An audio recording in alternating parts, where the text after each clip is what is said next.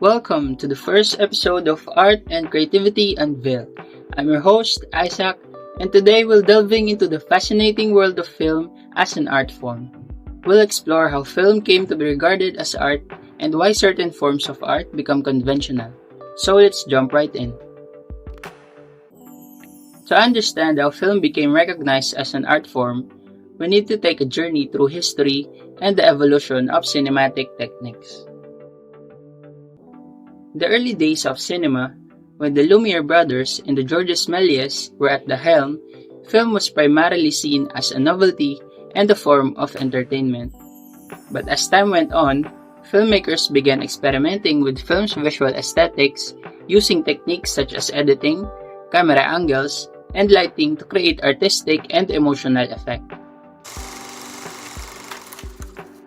Think about Méliès' iconic film, A Trip to the Moon in 1902, which used groundbreaking special effects and set design to transport viewers into a surreal, dreamlike world. This was a turning point, as it showed that film could be more than just a recording of reality. It could be a medium for creative expression.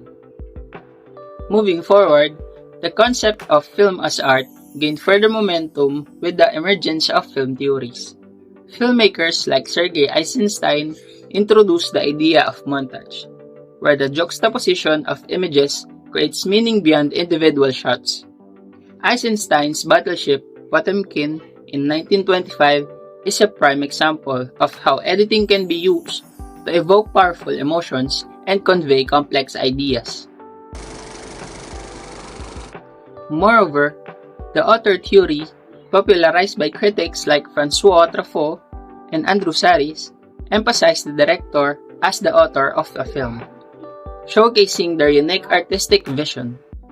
Think of Stanley Kubrick's 2001 A Space Odyssey in 1968, where his meticulous attention to detail and storytelling elevated the film into the realm of art.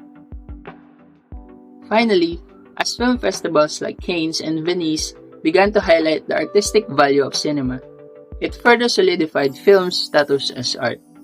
These festivals provided a platform for films that push boundaries, such as Akira Kurosawa's Rashomon in 1950, which explored subjective reality and narrative ambiguity. So, in a nutshell, the film gradually evolved into an art form through experimentation with visual aesthetics, the development of film theories, and the recognition at prestigious festivals. Now, let's move on to our second question. Our second question delves into the intriguing realm of conventionality in art forms. Why do certain artistic expressions become conventional? To explore this, we can turn to cultural evolution and societal influences.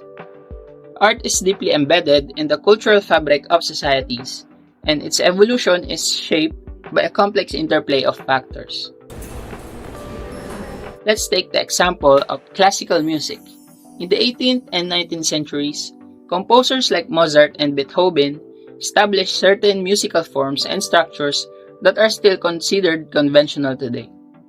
These forms became widely accepted because they resonated with the cultural norms and aesthetic preferences of their time. Similarly, in the visual arts, the Renaissance period saw the establishment of conventions such as linear perspective and chiaroscuro, which created a sense of depth and realism in paintings.